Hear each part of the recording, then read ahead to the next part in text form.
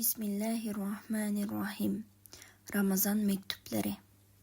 Birinci, dinge hizmet özüge hizmettir. Çünkü Allah'ın dininin hizmetke ihtiyacı yoktur.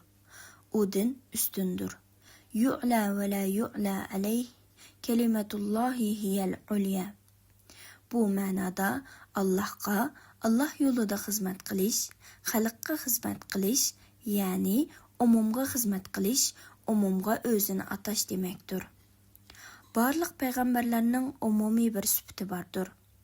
Nezir, özünü nezir kılgan, haq yolunda özünü atıgan ve özünü beğişligan demektir. Şunun üçün ki umumның mal mülki, haq hukuki, Allah'ның meli, Allah'ның haqqi dep atılıdı. Halbuki Allah'a mal mülk lazım emestir. Bularning hammasi umumning haqqi, umumning meli demektir. Yeni bir terme var. O bolsumu fi sabilillah. Allah yolunda hizmet kılış.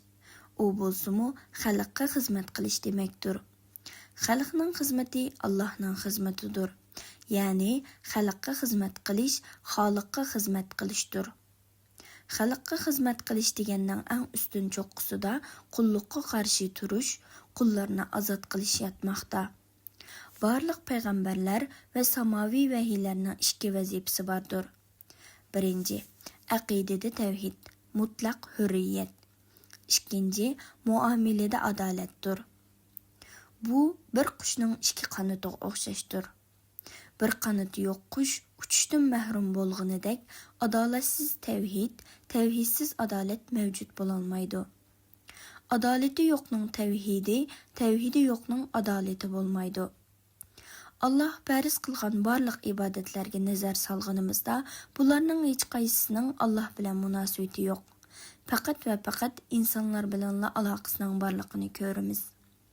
Masalan, namoz, zakat, roza, hac, o'qish, o'qitish, muhtojlar, yetim yesir, tullarga yordam qilish, ahdisida turish, sila rahim qilish, o'zaro ko'yinish, yordamlashish, hamkorlashish, moddiy va ma'naviy haq-huquqni qo'g'dash, adil adolatni yoqlash, o'zaro ishinish, sevgi, muhabbat va to'sqanishlar.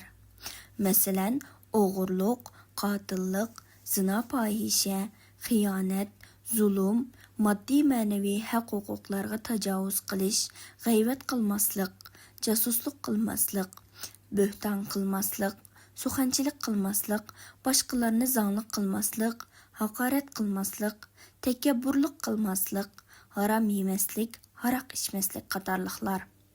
Mana bularning qaysi birining Allah bilan aloqasi bor yoki bulardan birsida Allahning manfaati bormi? Bularni qilish qilmaslikning Allohga foyda yoki ziyni bormi? Yo'q. Undaqda bularning hammasi kim uchun, kimning manfaati uchun? Faqat va faqat insonning foyda manfaati uchun-ku. Undaqda bularning xizmatini qilmoq inson o'zining va o'ziga xizmat qilmoq demektir. Bularni qilgan shaxs yoki jamiyat dunyoda insoniy qimmatga ega bo'lib qolmay, yana oxiratda Allohning aziz mehmonlari bo'ladi emasmi?